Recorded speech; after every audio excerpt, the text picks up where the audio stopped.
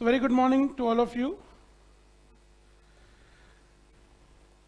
आगे बढ़ाते हैं अपना कारवां। हमने लास्ट क्लास में कॉर्पोरेट गवर्नेंस के बारे में डिस्कस करना शुरू किया था कि डेफिनेशंस पढ़ी कि गवर्नेंस होता क्या है। गवर्नेंस सिर्फ और सिर्फ दो तीन बातों का मेल है, ट्रांसपेरेंसी, डिस्क्लोजर्स, अकाउंटेबिलिटी, राइट। वो यही बात बोलता है। बट हमें इस गवर्नेंस की जरूरत पड़ी क्यों, हमें क्यों चाहिए, कि why we are talking about governance, कि गवर्नेंस एक चीज हो, गवर्नेंस करेंगे जी हम, हमें गवर्नेंस होना चाहिए। So why do we need governance? Need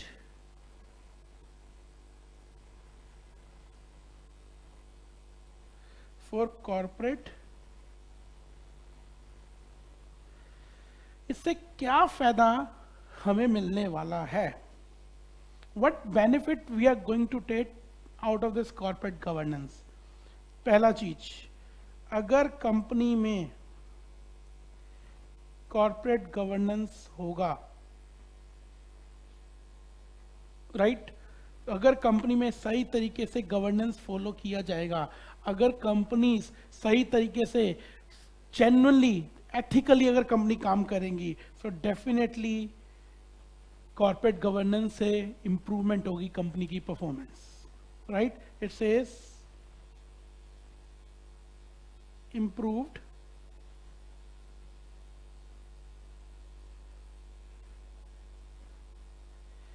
governance structure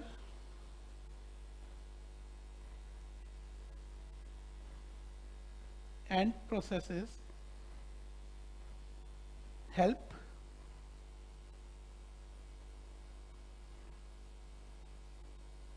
ensure quality,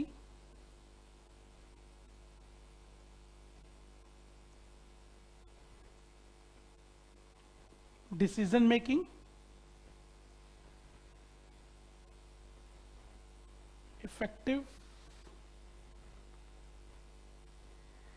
planning,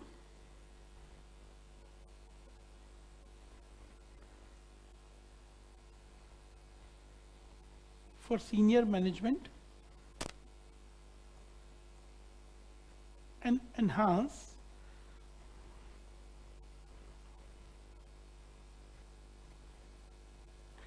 for long-term prosperity of companies.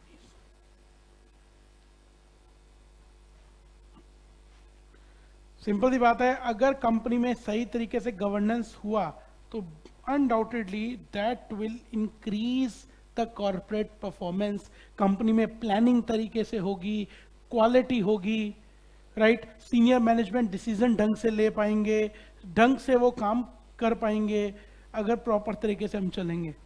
यही तो सरकार चाहती है कि कंपनी में कॉर्पोरेट गवर्नेंस होना चाहिए। कंपनी में गवर्नेंस होगा, लोगों का ट्रस्ट बनेगा, इन्वेस्टर उसमें इन्वेस्ट करेगा। बट अगर आप घपले करो, अगर आप फ्रॉड करते रहो, तो that's for sure no one is going to invest in the company. Like second we can say why this is need, जो हमने भी डिस्कस भी किया, मैंने बोला enhanced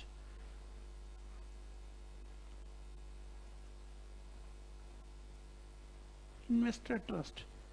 think about yourself, अगर किसी कंपनी में अगर आप पैसा लगा रहे हो, अगर वो प्रॉपरली कंप्लायंट ओरिएंटेड कंपनी है, प्रॉपरली कंप्लायंस है, तो आप पैसा लगाओगे, डेफिनेटली लगाओगे, rather than to invest in the company जिसमें क्या है, पता लगे जी फ्रॉड है, डिफॉल्ट है, कंपनी में कंप्लायंसेस पूरे नहीं हो रहे, कंपनी टाइमली डिस्क्लोजर नहीं दे रही, तो आप क्या करोगे? You will never invest in this company. तो कॉर्पोरेट गवर्नेंस कहीं ना कहीं आपके इंटरेस्ट को, आपके ट्रस्ट को बूस्टअप करता है। That's it says enhanced investor trust, which says investors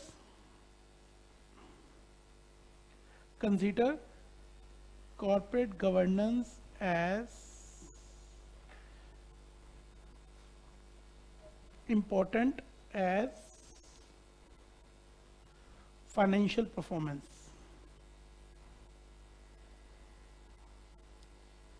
while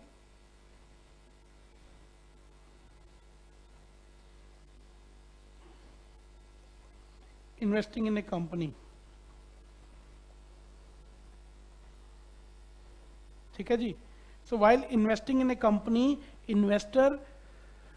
investor financial performance तो देखता ही है, no doubt that is more important, but उसके साथ कहीं ना कहीं वो देखता है कि कंप्लायंस ओरिएंटेड है कि नहीं है. सीजी यहां पर कॉर्पोरेट गवर्नेंस की बात हम कर रहे हैं शॉर्ट फॉर्म में, राइट. बट ऑब्वियसली बात है, इन्वेस्टर क्यों नहीं देखे. आज की डेट में इतने सारे फ्रॉड्स हो रहे हैं. आज की डेट में बहुत सारी कंपनीज आपको कहती हैं कि आप हमारी कंपनी में पैसा लगाओ, हम आपको अच्छे रिटर्न्स देंगे, राइट. पहले लोग उन चीजों में फंसते थे, उस जाल में आ भी जाते थे कि भैया पैसा मिलेगा, रिटर्न्स अच्छी हैं, लगाओ. Instead of investing money in a bank, in FD, go to this capital market, let's invest money there. But हुआ क्या, कई लोगों के डूबे पैसे, बहुत कुछ हुआ. इसी चक्कर में लोग आज की डेट में अवेयरनेस है बहुत ज्यादा लोगों को, सो दे आर मोर अवेयर कि नहीं, instead of financial is also important parameter, but we should go for compliance company as well, right. Not only to investor. खाली ये नहीं कि मैं अगर बोलूं कि corporate governance is like a burden on the company, right. खाली investor को फायदा नहीं है, it is better access to global market,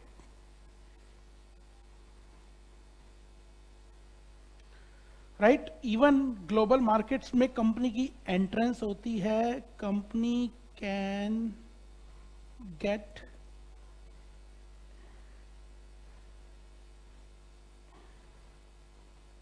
investment globally.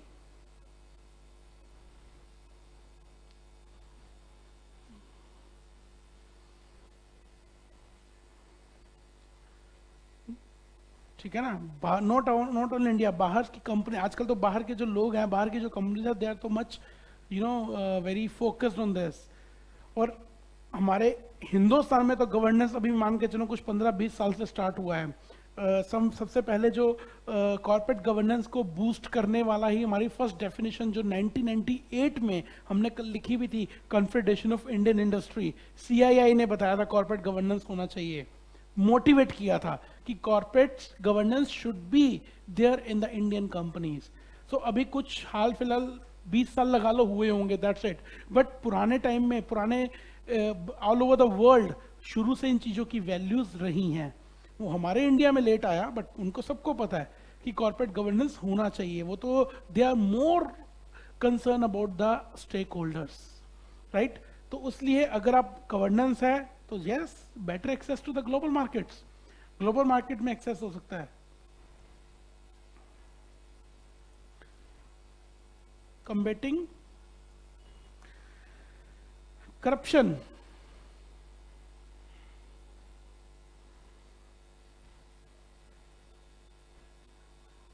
Corruption खत्म हो जाएगी. इट सेज विथ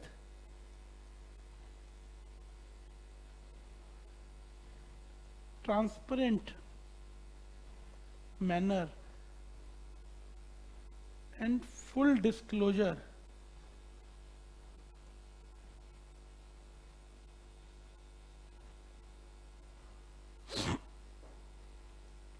ठीक है ना, with transparent manner and full disclosures,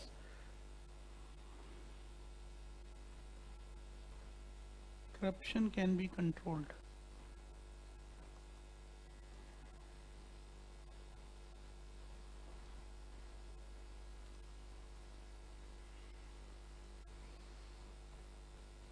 proper disclosure है, हर चीज कंपनी आपको बता रही है, आपको किसी और को पूछने की जरूरत नहीं है, प्रॉपर ट्रांसपेरेंसी है, एवरीथिंग इज देयर. तो ऑब्वियसली करप्शन तो कहीं ना कहीं धीरे खत्म होगी ही होगी.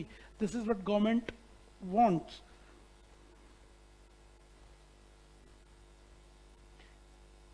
Easy finance from institution.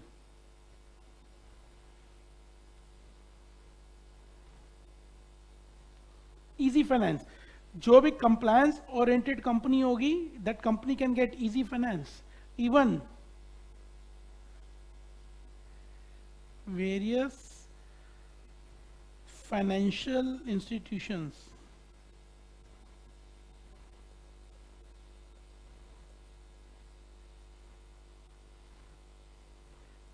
prefer to give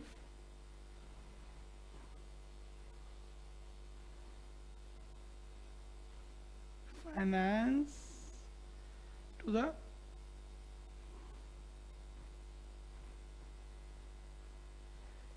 compliance oriented company.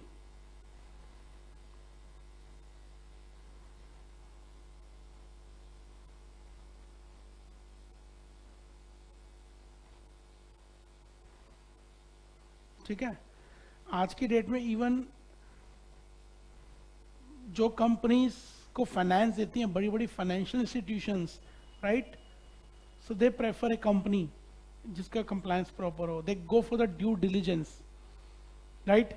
Even जैसे अब नेक्स्ट वीक पे even not me but my जो मेरे जो ऑफिस में जो मेरे जूनियर्स हैं, बेसिकली एसोसिएट्स हैं, now they are going to Jaipur to do the due diligence. उस कंपनी में एक फंडिंग आ रही है, फंडिंग मतलब पैसा आ रहा है, नॉट फाइनेंस, मतलब कैपिटल से, शेयर कैपिटल में फंडिंग आ रही है. सो जयपुर बेस्ड कंपनी है, so we are going there to do the due diligence. हम उनका ड्यू डिलीजेंस करने जा रहे हैं उस कंपनी का पूरा, कि वो कंपनी प्रॉपरली कंप्लायंस है, कंपनी में कोई डिफॉल्ट तो नहीं हुआ, कोई फ्रॉड तो नहीं है, प्रॉपर तरीके से हर चीज़ें कंपनी में मेंटेन हो रही हैं कि नहीं हो रही हैं, right. So that is basically the concept कि आज की डेट में जो बड़े बड़े बैंक्स या फाइनेंशियल इंस्टीट्यूशंस कंपनी को फाइनेंस भी देती हैं अगर, right, so they always want कि कंपनी कंप्लायंस ओरिएंटेड होनी चाहिए. भैया हम हर किसी कंपनी को, फालतू कंपनी को नहीं देंगे.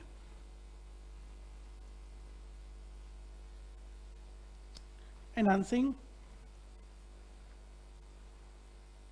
Enterprise valuation, self explanatory. इसका मतलब ही क्या है? Obviously improved management accountability and operational transparency fulfill the investors की जो expectation को fulfill करता है, तो definitely it will increase your valuation.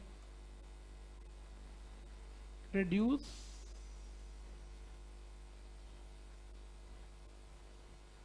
risk of corporate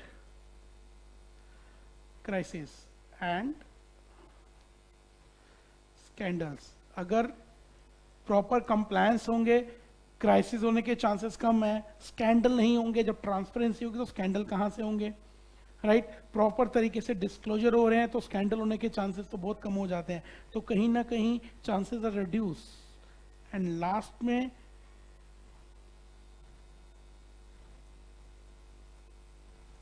accountability.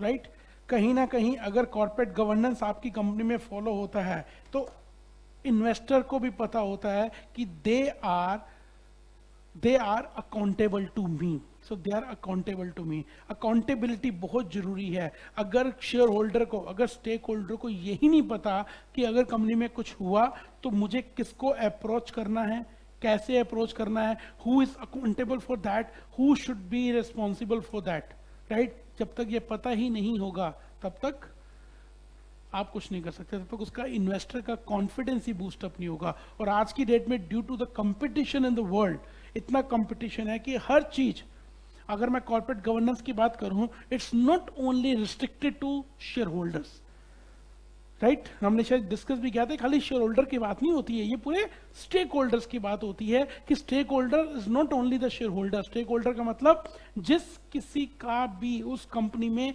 Stake लगा हुआ है, that is a stake holder, right. तो हर स्टेक होल्डर की बात होती है. तो उस स्टेक होल्डर का कॉन्फिडेंस, जैसे फॉर एग्जाम्पल अगर हम मार्केट से कोई चीज भी लेते हैं ना, कॉर्पोरेट गवर्नेंस इंक्लूड्स बहुत सारी चीजें, transparency, disclosures, accountability. For example आप मार्केट से प्रोडक्ट भी खरीद के लाते हो, राइट. लेट्स से हमने ये टीवी खरीदा, टीवी खराब हुआ, इसकी आफ्टर से सर्विस कैसी है, पता लगा जी आफ्टर से सर्विस बेकार है जी, हम कंप्लेंट करते जा रहे हैं, कोई आने को तैयार ही नहीं है, कोई अवेलेबल ही नहीं है. So definitely whether you will go again for this product और not, you will never go. वहीं पे कॉर्पोरेट गवर्नेंस का रोल आ गया कि भैया अकाउंटेबिलिटी कोई नहीं है, कोई सुनने को तैयार नहीं है. स्टेक होल्डर, हम भी तो स्टेक होल्डर है, कस्टमर, स्टेक होल्डर की कोई बात सुनने को कोई तैयार नहीं है, स्टेक होल्डर परेशान है, तो definitely reputation will come down. इसी तरीके से कॉर्पोरेट गवर्नेंस कंपनी को बहुत ज़्यादा बूस्ट करता है, बहुत ज़्यादा इम्प्रूव करता है, कि जिससे कि उसकी वैल्यू बढ़े, इन्वेस्टर का कॉन्फिडेंस बढ़े और कंपनी ग्रो करे। अल्टीमेटली कॉर्पोरेट गवर्नेंस से ये नहीं है कि आप बोलो तो फायदा सिर्फ और सिर्फ इन्वेस्टर को है, स्टेक होल्डर को है, इनडायरेक्टली फायदा कंपनी को ही मिलना है, right? So what are the basically different elements of good corporate governance?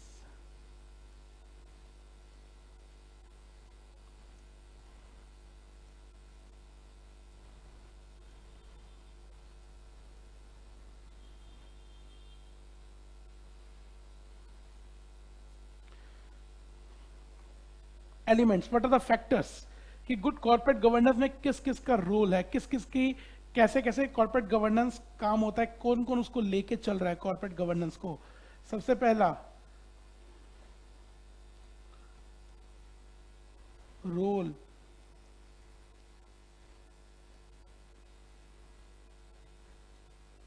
And power of board, right? It says corporate governance, ये हम लोगों ने एक चीज डिस्कस भी की थी, corporate governance is not derived from any law, कोई लॉ नहीं इसको डिफाइन करता। Corporate governance is basically your personal believes and values, ये एक बहुत इंपॉर्टेंट लाइन है, राइट? कॉर्पोरेट गवर्नेंस आपका खुद का पर्सनल बिलीव्स और पर्सनल वैल्यू है।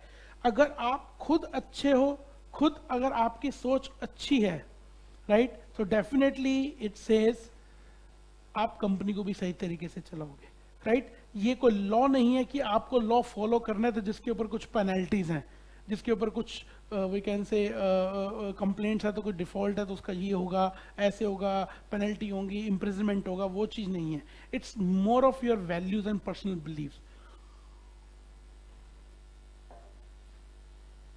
That is why generally corporate governance में ये भी बोला जाता है कि आप खुद कितने अच्छे हो, खुद कितने अच्छे आप काम करते हो, उसी तरीके से फिर आप अपनी कंपनी को भी चलाओगे। अगर आप खुद बेकार हो तो आप अपनी कंपनी को ढंग से नहीं चला पाओगे। तो it is power of the board, role of the board is very important in having that corporate governance. Ultimately चलाते भी तो वही हैं। आगे हम जैसे पढ़ेंगे डिफरेंट एजेंसीज में कॉर्पोरेट गवर्नेंस की एजेंसीज बनाएगी। कोई कहता है कि ये बोर्ड का भी इसमें रोल है, कोई कहता है स्टेक होल्डर थ्योरी है, थ्योरीज है, not agency, sorry, theory of corporate governance. Someone says it's like a stakeholder theory for the purpose of stakeholder. It says it's shareholders theory. It says agency theory. Agency का मतलब where directors are working as an agent of the company. So उनकी theory है, they should go for the governance. उनके लिए governance है। तो इसी तरीके से अगर हम देखें तो कहीं ना कहीं the board का role और power is very important for a corporate governance. कहीं ना कहीं not only role, there should be some legislation as well.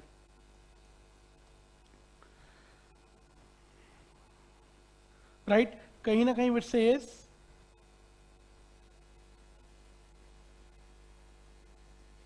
clear and unambiguous, clarity होनी चाहिए, clarity, clear legislation and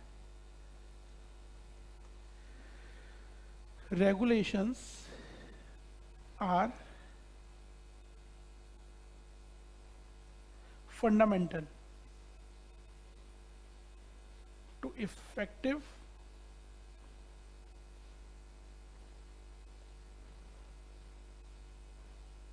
corporate governance, right?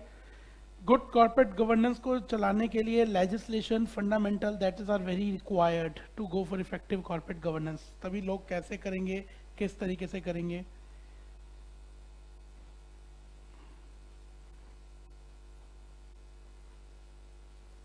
management environment should be there.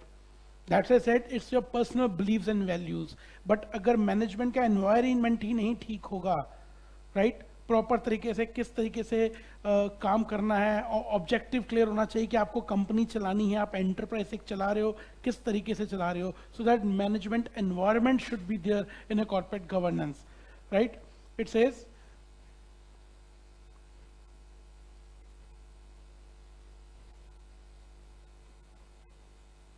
clear cut objectives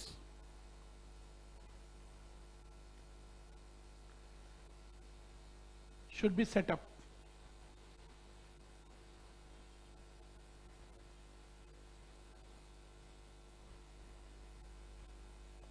Proper ethical framework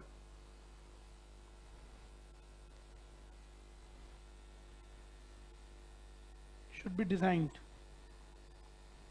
right. Proper responsibilities should be divided, कि मतलब किस तरीके से management environment लेके चलेगी corporate governance के लिए.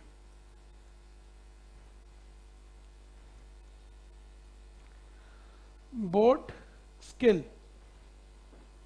बोर्ड स्किल का मतलब विच clearly says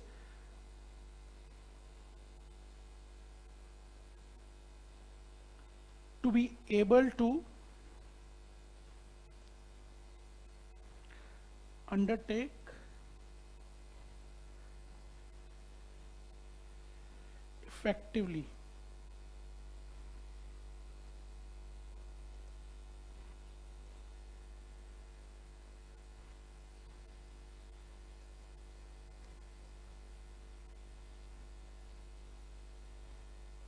efficiently.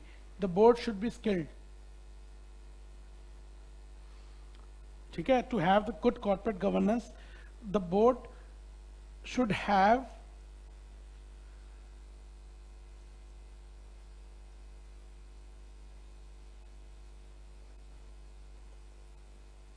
necessary qualities, right. Board skill should be there. Board appointment,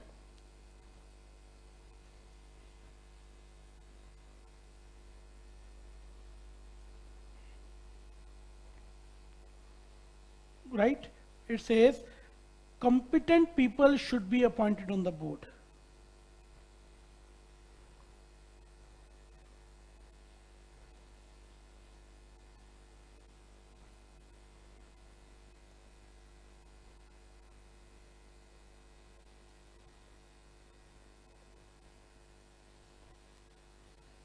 Competent people should be appointed on the board. इसीलिए तो बोर्ड की अपॉइंटमेंट जब होती है, एक बकायदा रेमुनरेशन एंड नॉमिनेशन कमेटी बनाई जाती है जो बोर्ड को देखता है. आपने पढ़ा भी होगा नॉमिनेशन कमेटी, जो बोर्ड में रिप्रेजेंट करती है कि कौन कौन से कंपनी में बोर्ड पे लोग अपॉइंट होने चाहिए. So board should be competent enough to run that corporate governance.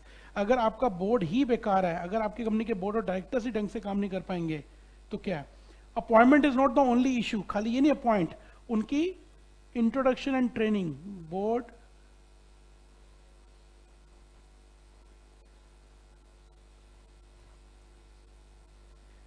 Induction and training.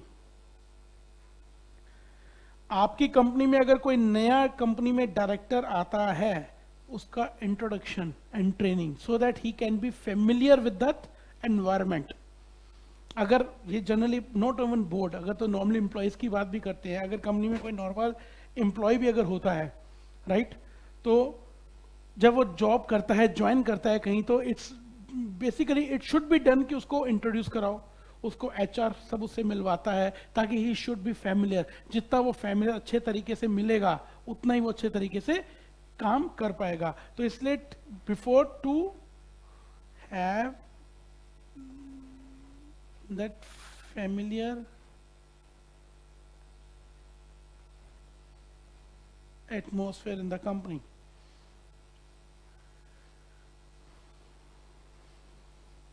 so that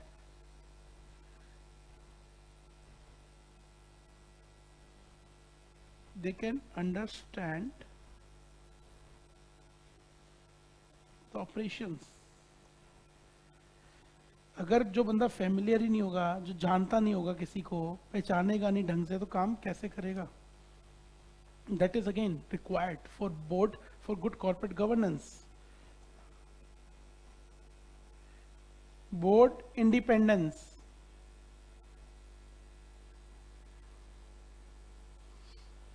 right? Independence, that says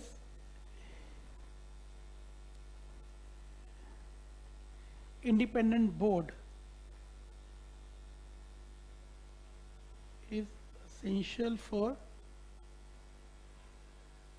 good corporate governance. That means independent directors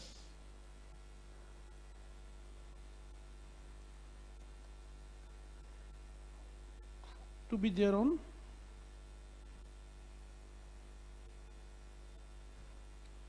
board of the company,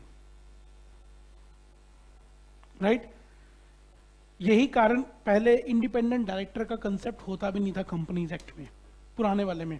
companies act 2013 में independent director का concept डाला गया, जब पहले सिर्फ और सिर्फ सेबी बात करता था लिस्टेड कंपनी के केस में, राइट? तब उनको फील हुआ नॉट ओनली लिस्टेड, हाँ, but certain unlisted company, though public, even private में there is no concept of independent director, but they said कि ठीक है, certain unlisted companies are there जिनमें independent board होना चाहिए, क्योंकि board क्या करता है?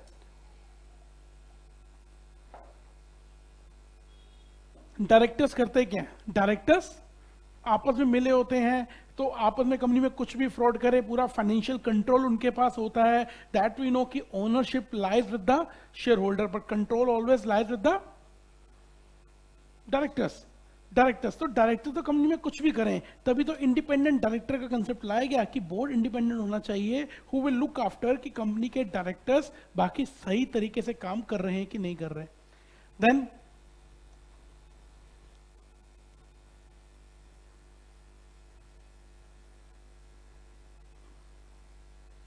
board meetings, right? Board meetings should be attended properly. Board directors should not skip the board meeting. अगर आप कंपनी में डायरेक्टर तो बोर्ड मीटिंग अटेंड करो।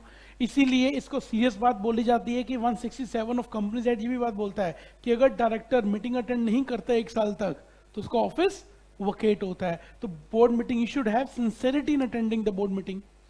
Then after that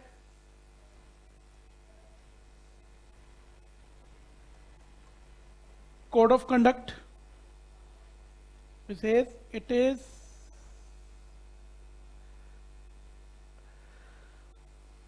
essential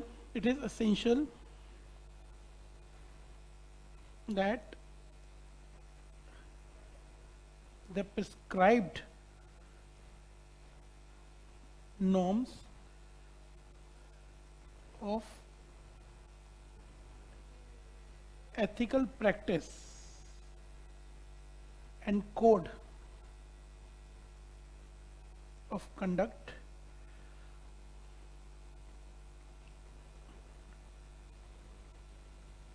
are communicated to all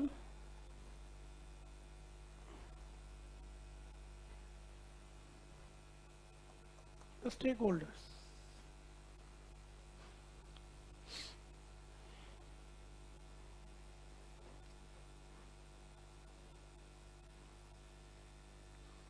proper एक code of conduct होना चाहिए, not only this की होना चाहिए, it should be properly communicated to all the stakeholders, तभी तो फॉलो करेंगे। कोड ऑफ कंडक्ट क्या होता है? बेसिकली एथिकल वैल्यूज ही तो डिफाइन की जाती है किसी कंपनी में। So what is code of conduct? It is that only कि proper where ethical values are defined, code of conduct should be there. Strategy setting,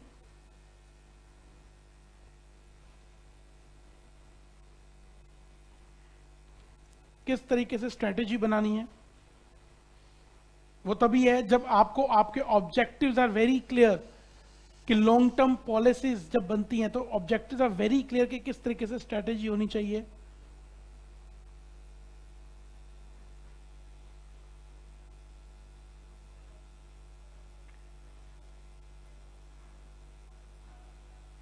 financial and operational reporting should be there.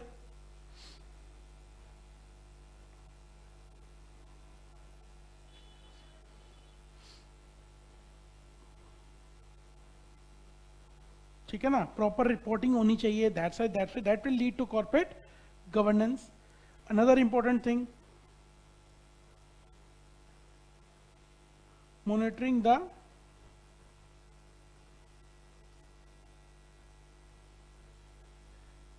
board performance. This is very important part. ये पहले होता नहीं था. अब वो कहते हैं कि भाई जब ऑडिटर जब बोर्ड कंपनी को चलाता है, कोई ना कोई ऐसा सिस्टम तो होना चाहिए कि बोर्ड की परफॉर्मेंस को मॉनिटर किया जाए, इवेल्युएट किया जाए,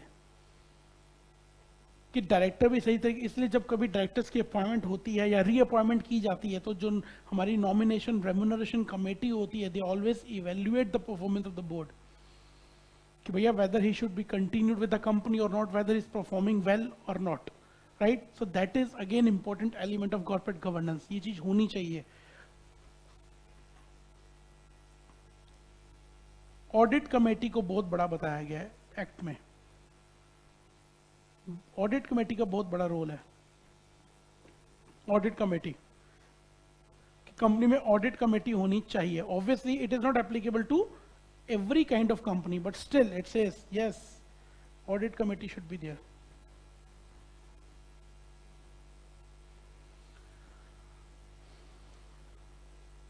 Right, so audit committee is a very important part, is a proper element of corporate governance. Risk management.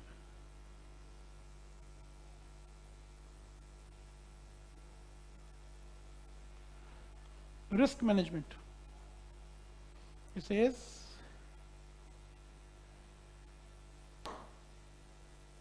risk management is an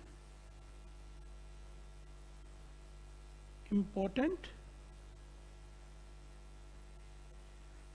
element of corporate governance, right. There should be, इसलिए तो risk management policies भी बनती हैं. Corporate governance आपका चलेगा, but कहीं ना कहीं आपको रिस्क मैनेज करके चलना है, तभी तो कॉर्पोरेट गवर्नेंस कंपनी में होगा. आप बाकी चीजों को अगर फॉलो कर रहे हो, सब कुछ सही है कंपनी में, बट रिस्क मैनेजमेंट स्ट्रक्चर कोई है ही नहीं, कोई रिस्क मैनेजमेंट पॉलिसी नहीं है, रिस्क कल को एकदम आएगा, रिस्क से लड़ने वाला कुछ नहीं है आपके पास, तो आप how you will go with the corporate governance. Corporate governance अकेला क्या करेगा. दैट विल सेज कि there should be a clearly established process of identifying, analyzing and treating risk. Risk proper होना चाहिए, रिस्क को आइडेंटिफाई करो. ये खैर हम रिस्क मैनेजमेंट में भी पढ़ेंगे डिटेल्स का मतलब क्या होता है. विच could prevent company from effectively achieving its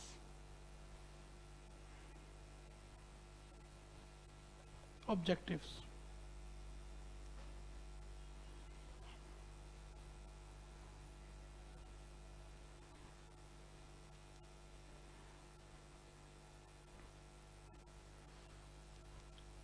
ठीक है.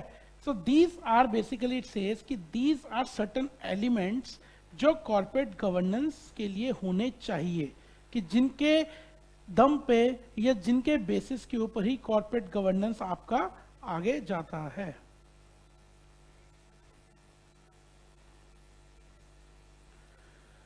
Right, so these are the elements of good corporate governance.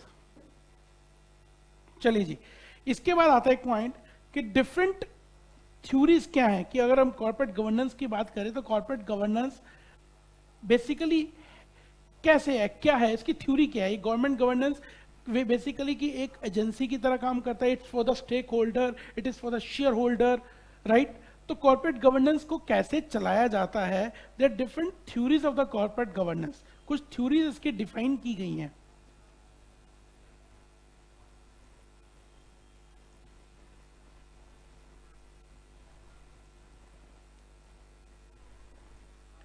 Corporate governance theory, सबसे पहले आता है जी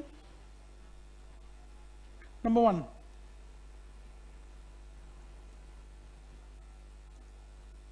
एजेंसी थ्योरी। कॉर्पोरेट गवर्नेंस ये कहता है सबसे पहले एजेंसी थ्योरी में, विच सेज कि मैनेजर्स, या हम अगर कंपनी की बात करें कि जो डायरेक्टर्स हैं act as agents of the company. जो हमें पता है वो एजेंट थ्योरी कहता है कि ये जो डायरेक्टर है वो कंपनी में एजेंट की तरह काम करते हैं, राइट। ओनर्स, या अगर मैं बोलूं शेयर होल्डर्स, दे सेट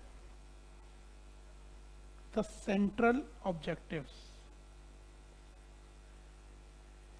वो कंपनी के ऑब्जेक्ट्स डिफाइन करते हैं। Obviously in case of company, like in the memorandum of association जो बनता है शेयर होल्डर्स के अप्रूवल से ही, ऑब्जेक्ट्स वो डिफाइन करते हैं, ठीक है ना। एंड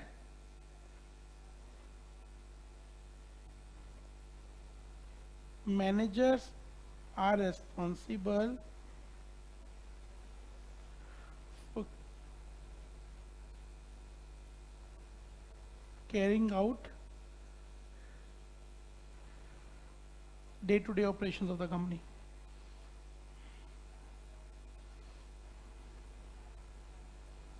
राइट, तो अगर वो एजेंट की तरह काम करते हैं, अगर मैं कैसे directors are the agent, right, so they are responsible for day to day carrying out day to day activity of the company. तो दैट मीन्स कि agent should act in good faith. अगर मैं as per Indian contract writer, मैं contract of agency अगर पढ़ूं, अगर मैं उसको भी बीच में मिलाऊं, एजेंसी थी तो ये कहती है कि भैया का पैसा मालिकों का लग रहा है, कंपनी के ऑब्जेक्ट्स गोल मालिक डिसाइड कर रहे हैं, शेयर होल्डर्स मेमोरेंडम में डिसाइड करते हैं। तो ये थ्योरी सेज कि they managers are acting like an agent in a company, तो they should act in good faith. This is one agency theory what it says. इसके साथ second theory it says, it's not only agency theory which says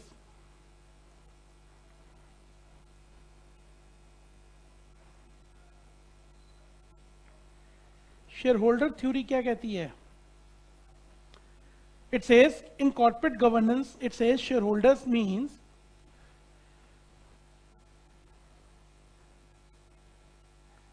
the property of the company is like as the property of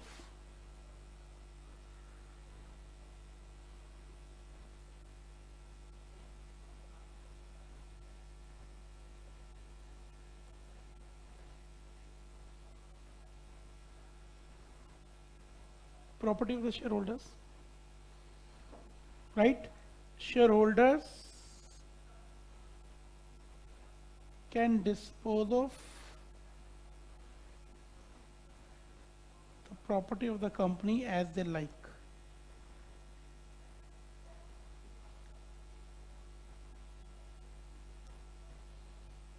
ठीक है ना।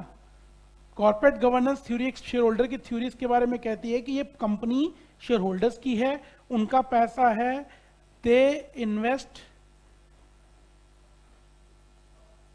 money in the company and expect returns। ठीक है ना, वो पैसा लगाते हैं और they expect return in a company. वो चाहते हैं हमें डिविडेंड मिले, हमें सही टाइम पे हमारा पैसा डूबे ना, right. In that case again indirectly they invest money for their return and directors are the responsible for their money। Directors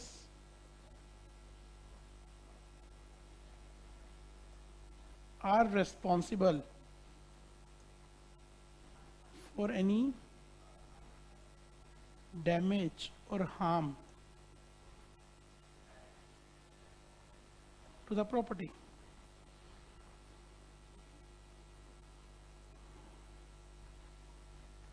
right, in the same way अगर हम बात करते हैं कि दिस थ्योरी सेज कि corporate governance like it's for the share holders, तो कहीं ना कहीं it says there is a stake holder theory.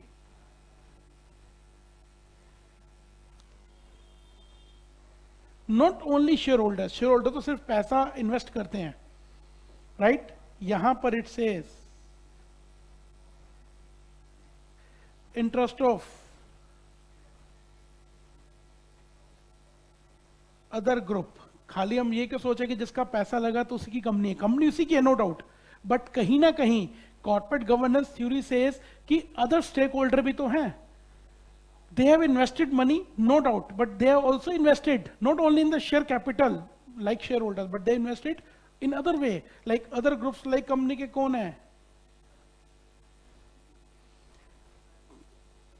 creditors,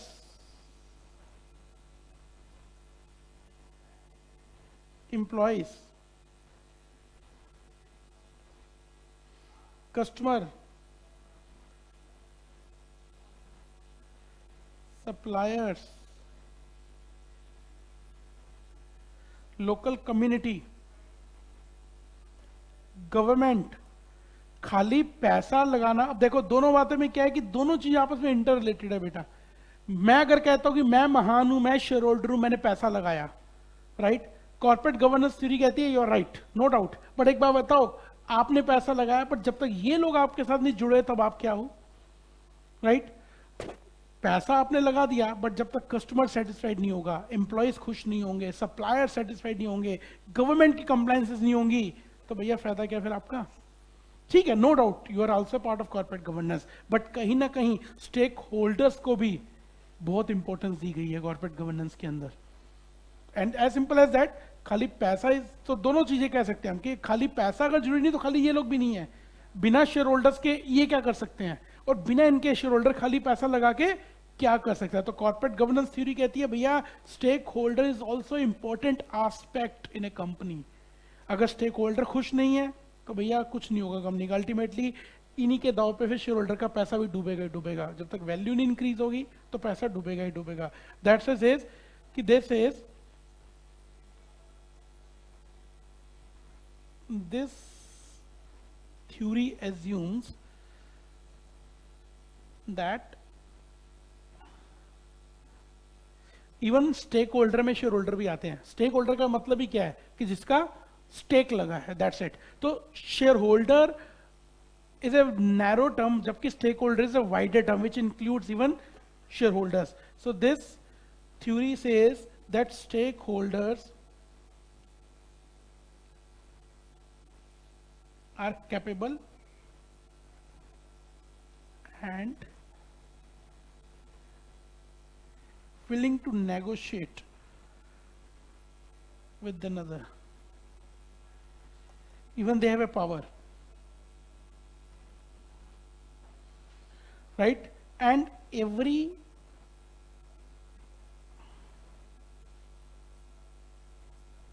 stakeholder has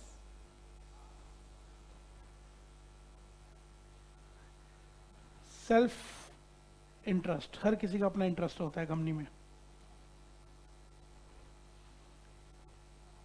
right. Although किसी भी कंपनी में डायरेक्ट स्टेक होल्डर का रोल नहीं होता, कंट्रोल नहीं होता, but yes they do have impact on it, right. So even it says stakeholder theory is also important for us. Fourth theory which says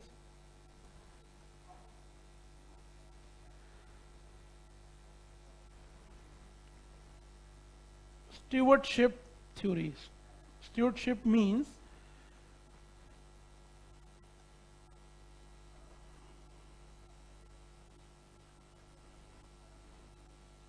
steward means a person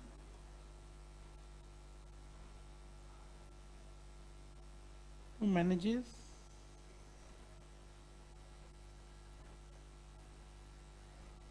others property.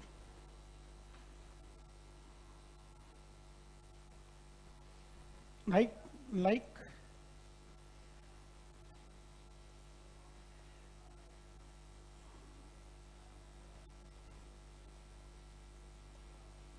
guardians to another property, caretaker, right. Corporate governance ये वैसे agency theory की तरह ही है. Agency तो दोनों में difference क्या है?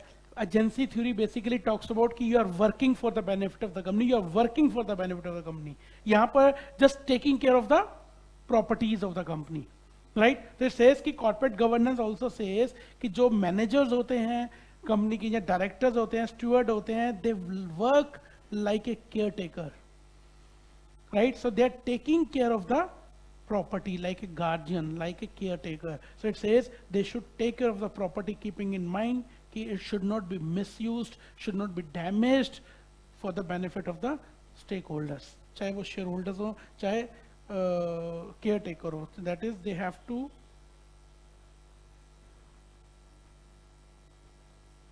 take good care of the property, right? They should not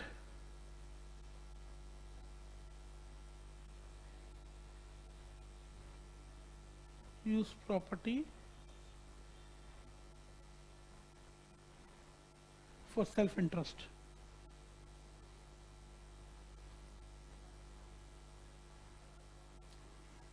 Right? Even corporate governance theory तो ये भी कहती है कि आप जब कंपनी में काम कर रहे हो as director, manager, you are taking care of the property, you are working as an agent, you should work, you are agent but you shouldn't work as an agent. You should think कि this is your company, this is your property. उसको समझ के उस तरीके में अगर आप काम करोगे तो लॉ कहता है या गवर्नेंस थ्योरी कहती है कि कंपनी ग्रो करती है, राइट. तो these are the basically 4 theories of the company जिसके इर्द गिर्द कॉर्पोरेट गवर्नेंस कहता है कि भैया ये चीजें हैं, इस चीजों को ध्यान में रखो, then you can have a good corporate governance in the company, right. Corporate governance बहुत एक इंपॉर्टेंट चीज है कंपनी के लिए, but it's absolutely your values and believes, because they said कि देयर इज नो लॉ. इसमें कोई लॉ नहीं है, इसमें कुछ नहीं है, बट यस फिर भी ये बहुत जरूरी है. It comes out of your personal believes. आप खुद सोचोगे तो इसको करोगे, नहीं सोचोगे तो नहीं. हाँ, ऑल्दो कॉर्पोरेट गवर्नेंस से रिलेटेड कुछ चीजें बन के लॉ बना दी गई, कुछ चीजों को लॉ में डाल दिया गया कि ये चीज करोगे तो कॉर्पोरेट गवर्नेंस होगा, बट कॉर्पोरेट गवर्नेंस खुद अपने आप में कोई लॉ नहीं होता है. ठीक है जी. So this is all for the done for today. Next class में हम लोग शुरू करेंगे कॉर्पोरेट गवर्नेंस इंडिया में आया कैसे, how it developed in India. So what are the corporate governance and its developments in India. ठीक है जी. So that will start in the next class, और इसको और भी चीजें कॉर्पोरेट गवर्नेंस के बारे में हम पढ़ेंगे, राइट जी. चलिए जी, till then have a nice day, take care, bye bye, खुदा हाफिज.